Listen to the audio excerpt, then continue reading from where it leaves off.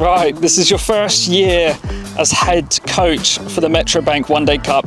How does it feel to be leading your boyhood club in the competition? Yeah. Well, look, it is an honour. It's a bit of cliche, but it is. You know, I wasn't really on my radar. I don't think any of this year was always about playing, but I've been fortunate enough to be involved in the support staff side, and the way it's played out fits quite well with AD, with the Brave, and the chance for me to try and sort of my arm, I suppose, at leading a squad. So yeah, looking forward to it. I'm nervous. I'd be lying if I said that I've been sleeping well recently. But no, it's an exciting time, exciting group, and a really exciting comp. So looking forward to it. So what are your plans for putting your own stamp on this One Day Cup campaign? Yeah, it's a really good question. Sometimes I think we feel we have to do something different. AD's done a lot of really good things with us over a number of years, so I actually feel I have no shame in copying and copy and pasting some stuff from AD. Listen to players a little bit about previous comps and how they like to go about it. Because I've been away from this for quite a while. 50 over cricket, also this competition. So trying to pick the brains of Nick and Charlie and Rocky, who are going to coach in this and have played in this or coached in this over the last few years. So using their info as much as possible. I think a bit of where I come from is trying to create something where the players are able to produce their best. Not be overly dictating about how they should go about it. Everyone does it slightly differently. Everyone's got their own way, and trying to get those playing into their strengths is key. Look, it's a lot easier said than done. It's very easy for me to sit on a bench and tell you. But, we'll see how we go over the start of the comp, and I'm sure we're going to have to adapt and change things as we go. Come in with the best laid plans, and then when it all sort of changes, be ready to adapt and think on our feet. Yeah, let's talk about that quarter-final against Leicestershire last year. It was an absolute thriller. Obviously, it went to the final ball. How much are you looking forward to that rematch here at the Utility Bowl? Well, I know the guys are. So I was watching from afar, winning the guys on. But I think every game in this 8-game comp, every game holds something. For instance, this first game against Morgan, they're defending champions. We've got a young side, probably the youngest side we'll have at any stage in this comp. But we'll be crossing the line expecting to win and trying to find ways to do that. The Leicester game is a bit further along in the comp, and it might be a really important game. But I think every game is one that we want to go in and respect the opposition, but know that we've got a good team. Want to look out and put our stamp on it, try and get a threshold, a stronghold in the game, and work from there. But yeah, I know that there's a number of guys that would like to tweak a few things from that quarter-final, and they'll get their chance in a few weeks' time. Thank you. You spoke about obviously the younger players. So how does this cup sort of offer opportunities for those younger players alongside some of the more sort of experienced international players? And how do you balance that between giving the young players a chance, but also bringing in the competitive edge of those sort of more experienced international players? Yeah, some of it happens by the nature of players going away to the 100. That allows opportunity for guys that might have been able to bide their time or waiting in the wings.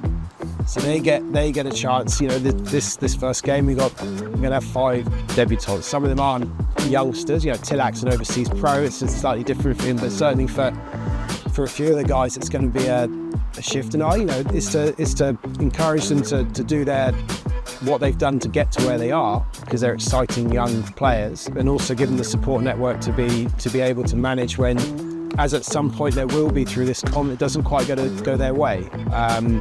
They're here for a good reason. They're here because they're good enough, but they've still got lots to learn in the game. And most of us that have been fortunate enough to have careers in cricket probably don't get to that point until late 20s, early 30s, and that's, for a few of these guys, that's almost double their age. So it's a really good chance for us to try and guide and push guys to bigger and better, but also have the understanding and the patience that might not happen from. I hope we go to Neath and it's something special, but there's also a chance that Morgan are a very good side and they do their best to stop that. But I think our base is to go, right, we want to create something where these guys are able to go out and play and not It's a bit like McCullum does everything. I'm not trying to compare myself at all, but I think the real special thing about what McCullum has brought is reduce the fear of failure that comes for them playing in the spotlight. Yeah. For us, it's the being in a different changing room, playing with senior players that you might have once looked up to when you were growing up, and now you're playing with them, and the pressures that come from stepping up a level, and that's for us to try and manage for them, to allow them to go and just be able to react to a cricket ball, Yeah, absolutely. I get you're spot on. Like McCullum, what I get from him is that he just makes a very open environment that brings the best out in people. Yeah. And I guess it's a lot of that, isn't it? Just trying to make it ideal. We'll see how it goes. Ask me at the end of the month. Yeah, that's it. Yeah. So the 50 over format sits perfectly between Championship cricket and T20 cricket. How does your coaching approach adapt for this competition in particular? If I have my batting head on, it's quite a simplistic one. This compared to T20, you can breathe a bit. A dot ball in this is fine. Compared to red ball, you can play with a freedom. It's suddenly that what might have been the bowler's area outside off stump, that's now your area as a batter, and you can look to run the score without real fear. And of course, there are pressure moments in every game, but as a general rule, I think this game is 50 over has evolved so much that I'll be learning as much as the players will be learning, and trying to make sure that we're adapting during game. That we play at lots of different grounds and against lots of different players, and you can have your set plays. I think in T20 there's a fair amount of sort of set, like you're bowling with a certain guy, how do we shut them down? In this, it's a little bit more bowl your best ball. If we need to shut them down, then we'll go to that. And batting is probably that element you've got a bit more time than you realise. Hampshire has 4 quality home fixtures at Utility Bowl. How important is that when you're trying to build momentum towards those knockout stages? It's exactly as you said. It's 4 games, half the fixtures, and if you can get on a run of understanding your home conditions and be strong at home, if you can win 3 or 4 of those home games, you're sort of half a foot into that knockout stage. And yeah, it is important. A lot of the guys have played here; they know the conditions well. It's not easy for Simon and the team here with the 100 games going on at the same time, but I'm confident that we'll be playing conditions that are familiar, and we can create something here from both a crowd and also we know the place that gives us that little bit of advantage against the guys that come.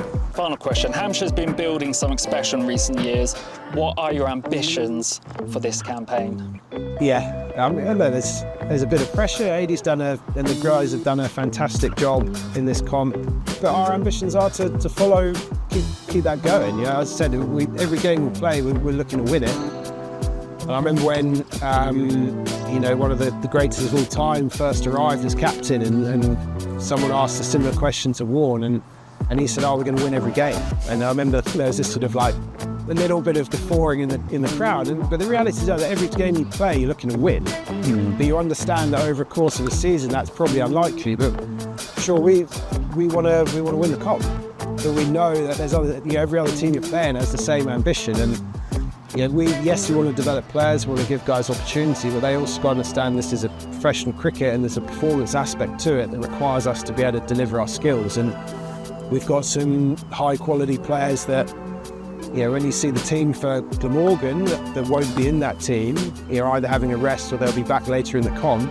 or returning from injury. So, there is opportunity for guys up front, but there's also pressure to perform because they know these guys are coming back in. And I think that's a fair pressure. I've spoke about creating an environment that gives guys the best chance to perform, but the realities are you have to be able to also manage the pressures of being a pro sportsman, and that is that you are judged on your performances. That our job is to try and give them a fair crack at being able to produce those performances. So, yeah, look, we're hopeful that we can be writing something pretty cool at the end of the month.